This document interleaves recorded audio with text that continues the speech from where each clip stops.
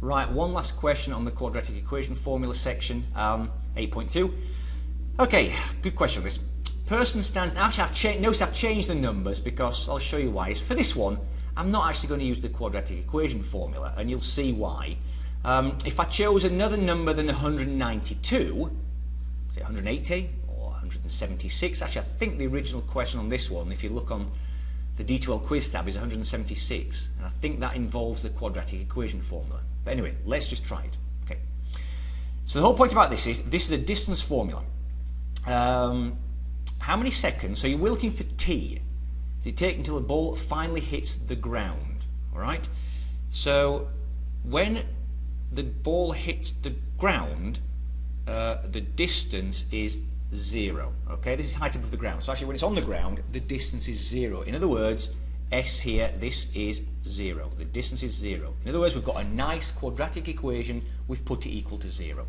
So I've got the equation. This is the equation. Okay, negative 16t squared. Drawing's going out of control. Plus 64t. Okay, I'm just writing this equation down again. Plus 192 equals 0. Now, you might be thinking, what's a whopping thing to put into the quadratic equation formula? But no, what you can do here is you can take a negative 16 out of all of these things. All right?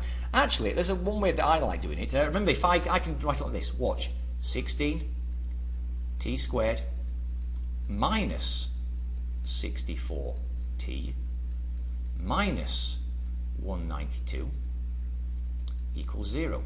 What I've done is I've multiplied everything by negative 1, because if I multiply the 0 by negative 1, it's still 0. What I've done is I've just changed all the signs. It's still equal to 0. That's fine. Okay, so now I don't have to deal with a negative at the start.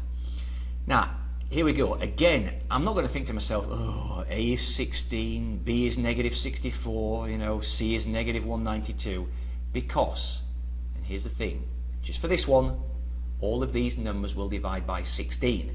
I can factor a 16 out. Watch.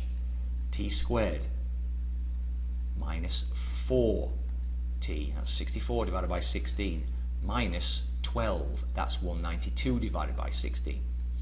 I did do this one earlier. Now again, remember, I factored a 16 out, but I don't really need it, because if I did divide both sides by 16, so it was gone, that is still 0 on this side. So, now then, if it's any more complicated than that, I'd have to use the quadratic equation formula. But for this one, nice and quick and easy, hopefully it's on the test. If it's not tough, you're using the quadratic equation formula.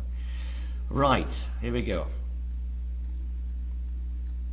What's two numbers that make negative 12 when you multiply, negative 4 when you add,